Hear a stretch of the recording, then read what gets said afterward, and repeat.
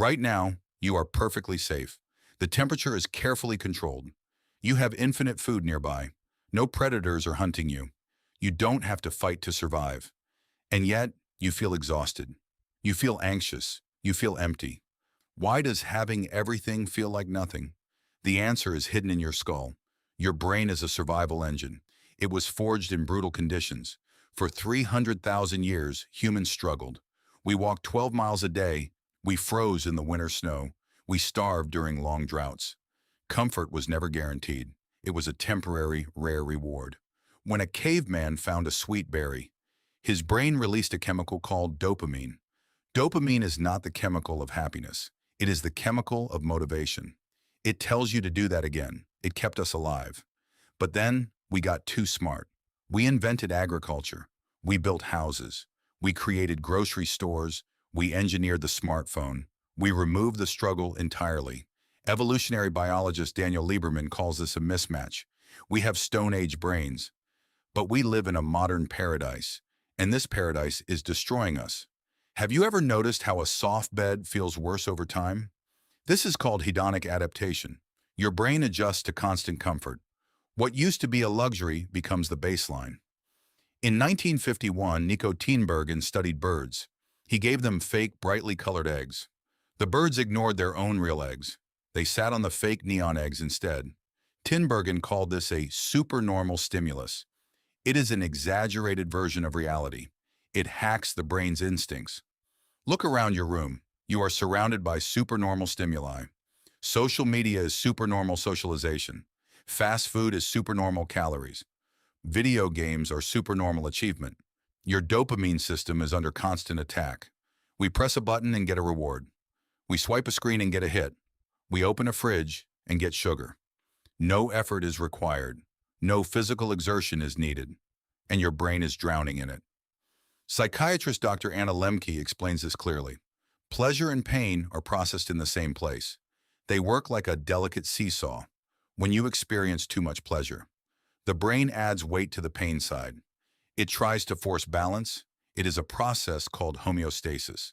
So what happens when you are always comfortable? What happens when pleasure is infinite? The pain side gets incredibly heavy. Your baseline drops. You stop feeling normal. You start feeling anxious for no reason. You feel depressed despite having everything. The comfort is literally causing the pain. We removed physical stress from our lives, so our brains invented psychological stress. A hunter-gatherer worried about a tiger. You worry about an email. The biological reaction is exactly the same. Cortisol floods your bloodstream. Your heart rate spikes. But you can't run away from an email. So the stress just sits inside you. It festers in your nervous system. We are zoo animals in our own cages. Have you ever seen a tiger pace in a zoo? It walks back and forth endlessly. It is safe, fed, and warm, but it is slowly going insane. That tiger is you on a Sunday afternoon, scrolling through your phone for hours, searching for a threat that doesn't exist, searching for a hunt you don't need to go on. We are biologically desperate for friction. Without a challenge, the brain attacks itself. So how do we escape this modern trap? How do we fix the broken seesaw? The answer is deeply uncomfortable. You have to manufacture your own struggle. You have to seek out voluntary pain. This is not a metaphor. It is a biological necessity. When you lift heavy weights, when you run until your lungs burn, when you step into a freezing cold shower, you are pressing down on the pain side of the seesaw. And the brain responds by adding weight to pleasure. It releases endorphins. It resets your baseline dopamine. You feel calm. You feel clear. You feel human again. In 2000, researchers at the University of Prague proved this. They put volunteers in cold water for 1 hour. Their dopamine levels increased by 250%. That is a bigger spike than nicotine. But it didn't come with a crash. It stayed elevated for hours. Because they earned it through suffering.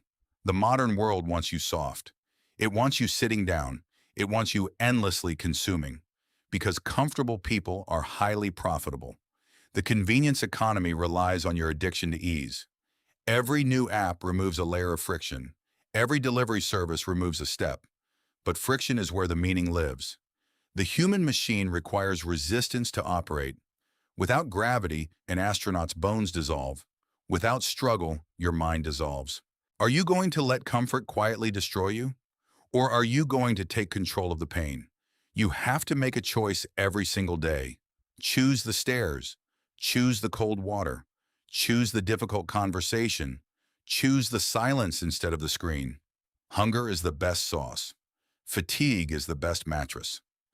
By removing the dark, we made the light meaningless. By removing the cold, we made warmth invisible. We engineered a world with no sharp edges, and we are bleeding out from the boredom. It is time to step out of the cage. It is time to remember what you are. You are an apex predator, built for the storm, not for the couch. Comfort is not the absence of pain. Comfort is the presence of decay.